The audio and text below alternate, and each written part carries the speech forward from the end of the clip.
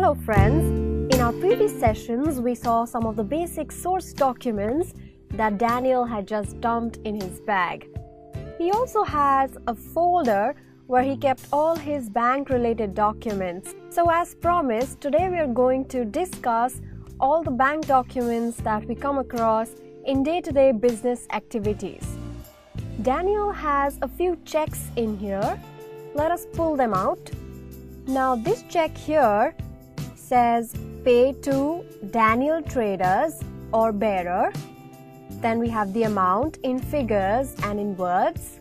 We have the account number and bank address of the payer, the account type, and the payer's name and signature. This check has the words or bearer. It means that the holder of the check can encash the check at the counter of the payer's bank. So Daniel has to take this to the payer's bank and he can get this encashed. This check is as good as cash. Now this other check here has the words or bearer struck off. So then this check is considered as an order check. An order check can be paid to the named payee, that is the receiver, across the bank counter if so presented. If it is an order check, then identification of the presenter must be insisted on by the bank. So the ID number and the named payee's signature will be asked for on the back of the check. So this means that the bank will make sure that the check goes to the payee. So that is the difference between the order check and the bearer check.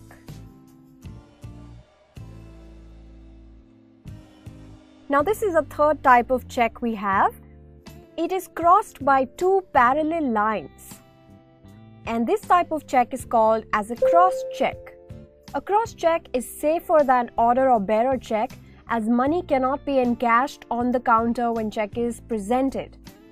In this case, money is credited directly in the bank account of the payee. If there is nothing written between these parallel lines, then this check can be further endorsed to another person. Meaning, if Daniel has received a cross check, say of $500, and he needs to give $500 to his supplier Harry, then he will sign on the back of the check with Harry's name and account number, and then Harry will be able to present this check and get the amount credited in his bank account, even if his name was nowhere on the check. So a cross check with nothing written between the parallel lines can further be endorsed. Then this is the last type of check here. In between of the parallel lines in this check, we have the words account payee. Now this check is also crossed by two parallel lines, but the words account payee is mentioned in between the parallel lines, or it can also be represented by the words non-transferable. This kind of a cross-check cannot be further endorsed. This means that if the check in the above example, which is in favor of Daniel Traders, bears account payee, then the payment can be collected only in Daniel's bank account. The paying bank makes sure that the amount is being credited to the account of the payee only. It is one of the safest checks and can also be couriered or posted without any problems. So now we've seen the differences between all these common types of checks. We have another document here, and this is a deposit slip. To deposit the cross check or any cash in his bank account, Daniel will need to fill out a deposit slip or a pay-in slip of his bank. A deposit slip indicates the date, the name of the depositor's account number, and amounts on checks or cash and coin that he is depositing. The bank clerk typically verifies the funds received against the amounts listed on the deposit slip. After filling up this form, this amount will be deposited in Daniel's account. And this one here is a withdrawal slip. Now, a withdrawal slip is a written order that you write to your bank instructing it to withdraw funds from your account. Withdrawal slips varies from bank to bank. Here, this is an example. To fill out a withdrawal slip, this is what has to be done. List the amount of money that you want to withdraw, sign the withdrawal slip, and take the slip to your bank. So all of these checks or withdrawal slip, bank deposits also serve as source documents. Let's see what else is in this folder. Here we have a note which says advice to the customer. Bank advice.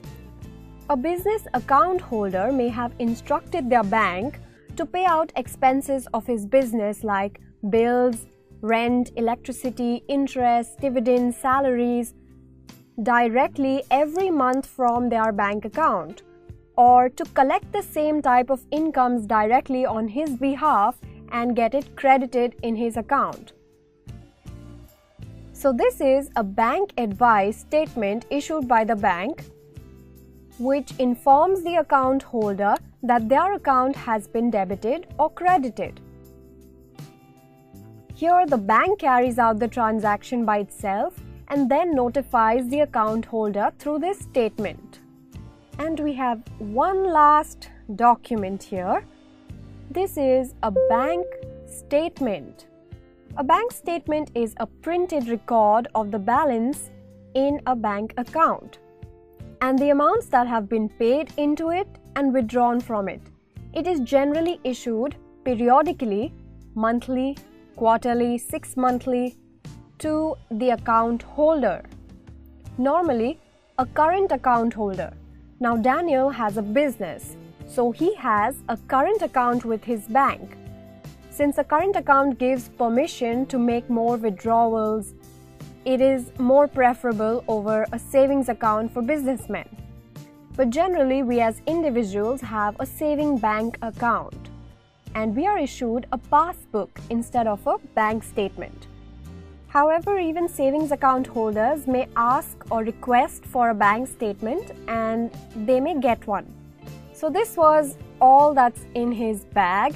With this, we have come to an end to all the different types of bank documents. And now that we have all the source documents for this month of Daniel, we know the next step in this accounting process is recording them in a journal. So we will be learning how to do that in our next session.